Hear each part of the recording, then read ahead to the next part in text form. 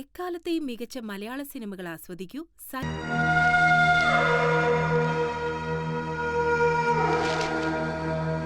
കറുത്ത് തടിച്ച ആളെന്നല്ലേ കേളുപണിക്കർ പറഞ്ഞത്?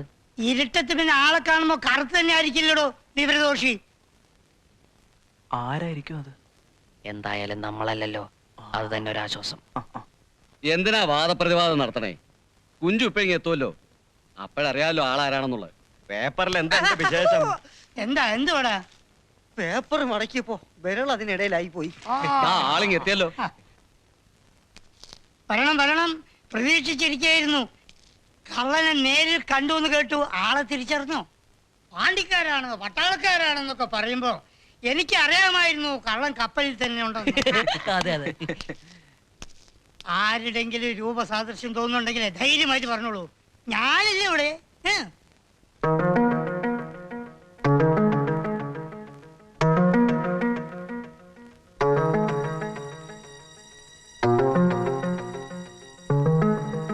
ഇവൻ തന്നെ കള്ളൻ. കള്ളം, പച്ചക്കള്ളം. ഞാൻ എന്റെ ജീവിതത്തിൽ ഇതുവരെ കോഴി കണ്ടിട്ട് പോലുമില്ല. കോഴിയേ കണ്ടിട്ടില്ലെന്നോ? അയ്യടാ, ഇല്ല, ഇന്നലെ രാത്രി ഞാൻ കോഴി കണ്ടതേ ഇല്ല. വ്യക്തിവൈരാഗ്യം കൊണ്ട് അവൻ എന്നെ കോഴിക്കള്ളനാക്കുന്നതാ. അയ്യോ, ഇവൻ തന്നെയാണ് കള്ളൻ, ഞാൻ നേരിൽ കണ്ടതാ. അങ്ങനെ ഒരാളെ മാത്രം സംശയിച്ചാലോ? വിശ്വസിക്കാൻ പറ്റിയ തെളിവുകൾ വല്ലതും ഉണ്ടോ? തെളിവുണ്ട്. എവിടെ? ഇവന്റെ മുതുകിൽ ഏറുകൊണ്ടൊരു കലയുണ്ട്. ഇല്ല ഇല്ല ഇല്ല, പച്ചക്കള്ളം.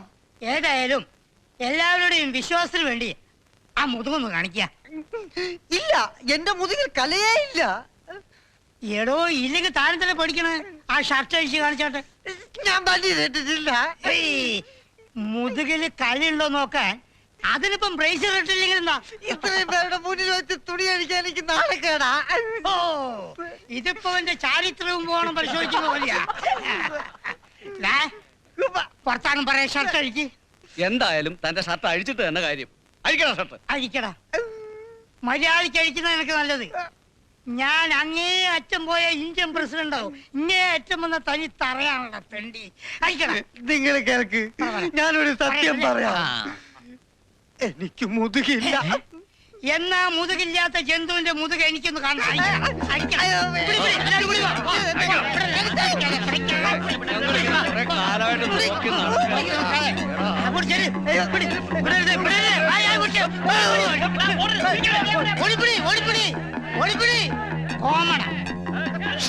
അടിക്കാൻ ഇങ്ങോട്ട് വാടാ പുല്ലേ.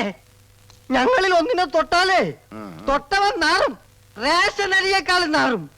ഞങ്ങളെ മുഖ്യമന്ത്രിയായിട്ട് അടുപ്പമുള്ളവരാ. തന്റെ ലൈസൻസ് വേണമെങ്കിൽ ഞാൻ ക്യാൻസൽ ചെയ്യിക്കും.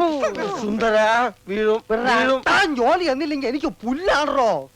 ചായം തേച്ച് അഭിനയിക്കാൻ നല്ല ഭംഗിയുള്ളൊരു മുഖവും നല്ല ആരോഗ്യമുള്ള ശരീരവും ദൈവം എനിക്ക് തന്നിട്ടുണ്ട്. കലാകാരൻ മണ്ണെണ്ണയാണോ? മണ്ണെണ്ണ അത് ഈ ലോകം മുഴുവൻ കത്തി പറയും. താൻ വെറും കോഴി കോതമ്പ്. തന്നെ നാളെ ജനങ്ങൾ ഇങ്ങനെ കൊത്തി കൊത്തി കൊത്തി കൊത്തി തിന്നും. നീ മിണ്ടരുത്, മിണ്ടരുത്. എന്നെ തൊട്ടു പോകരുത്. എനിക്ക് ഇങ്ങനത്തെ സംസാരിക്കാൻ ഫോട്ടോ വന്നെന്ന് കരുതി നീ കൂടുതൽ സൈൻ ചെയ്യില്ലേ? ഒരു ചാക്ക് റേഷൻ പഞ്ചസാര പലചരക്ക് കടക്കാരൻ ദിവാകരനും മറച്ചു വിറ്റ കാര്യം ഞാൻ ആരുടെയും പറഞ്ഞിട്ടുണ്ടോ? നല്ല പുഴുക്കലരി വന്നപ്പോ പാരവണ്ടിക്ക് രാഖി രാമായണം തന്റെ വീട്ടിലെത്തിച്ച ഞാൻ ആരോടെങ്കിലും പറഞ്ഞിട്ടുണ്ടോ? ഈ നിമിഷം വരെ പറഞ്ഞിട്ടുണ്ടോ? പറയൂല. അതാണ് സുന്ദരേശ്. ഒരു ഫുൾ ലീവ് പോയിട്ട് ഒരു പൈന്റ് ലീവെങ്കിലും ഞാൻ തന്റെ അടുത്ത് ചോദിച്ചിട്ടുണ്ടോ? പൈന്റ് പോട്ടെ, ഒരു കോട്ട് ലീവ് ഞാൻ ചോദിച്ചിട്ടുണ്ടോ?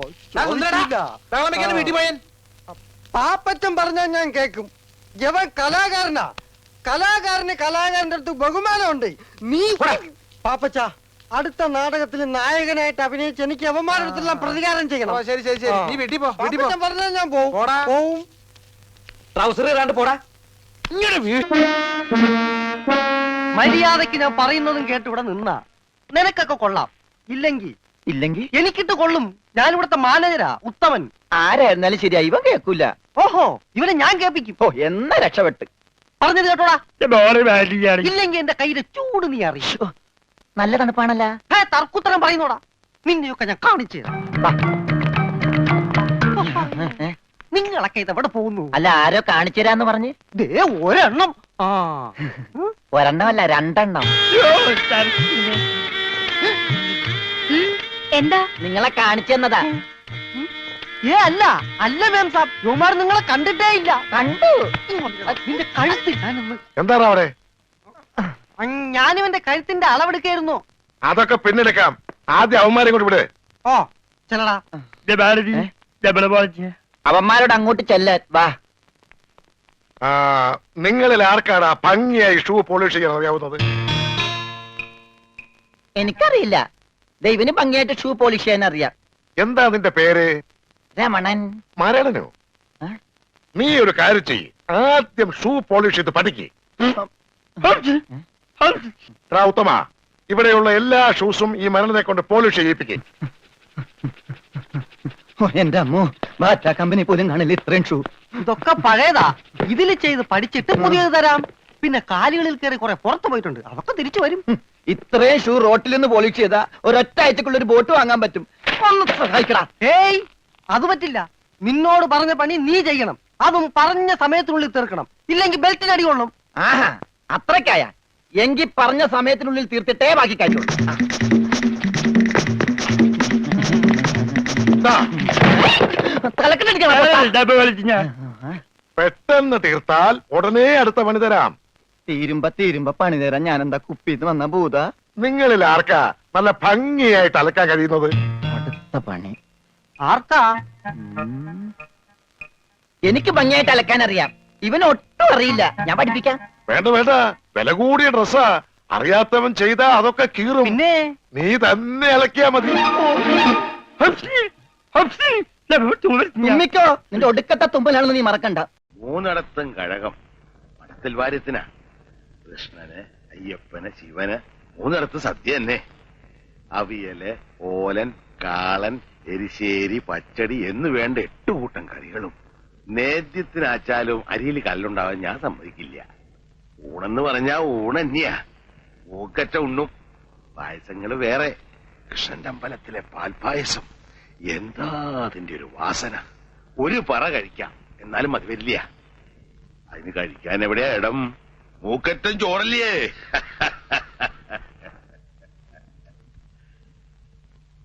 ഞാൻ എന്താ ചെയ്യാന്നറിയോ? കവാത്ത് നടത്തും. എന്നിട്ട് കേക്കട്ടെ. തനിക്ക് കേൾക്കാൻ മാത്രമൊന്നുമില്ല അതെന്താ കീഴ്ജാതിക്കാർ കേൾക്കാൻ പാടില്ലേ എന്ന് ഞാൻ പറഞ്ഞില്ലാലോ. അങ്ങനെ ഉണ്ടായിരുന്ന ഈ വാര്യത്തെ പടിപ്പരയുടെ ഉള്ളില് കാല് കുത്തുവോ താൻ? ഇല്ല, പറയണില്ല. ഒന്നും പറയണില്ല. ആ, അതാ നല്ലത്.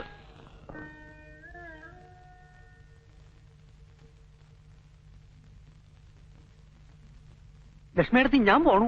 ആ, പോലെ നിക്കേ, ചോദിക്കട്ടെ. നീ ഏതാ? ഞാൻ മേലത്തെ രാമനാര മോനാ.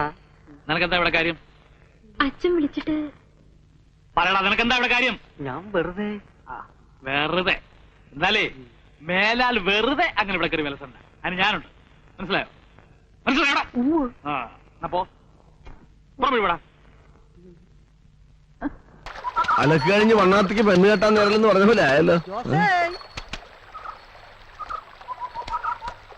ജോസേ വന്നപാടെ കെട്ടും പൂട്ടും ഒക്കെ ആയോ? ചേലക്കര വന്നിട്ട് നിനക്ക് കോളയല്ല. ഒരു 50-55 കിലോ വരും. എന്താ? പശുവിനെ രോഗം കുളമ്പ് രോഗം. ഇനി ഉള്ള തൂക്കം കുറയണ്ട് നോക്കിയാ കൊള്ളാം. വിക്കൂല എന്ന് പറഞ്ഞ പശുവാ. തൂക്കം കുറഞ്ഞപ്പോ കുറഞ്ഞ വിലക്ക് വിറ്റു. എല്ലാ പശുവിന്റെയും ഗതി ഇങ്ങനെ. കൊടുക്കില്ല എന്ന് പറയുകയും ചെയ്യും, കൊടുക്കാൻ നമ്മൾ അറിയാണ്ട് കൊടുക്കുകയും ചെയ്യും. ആ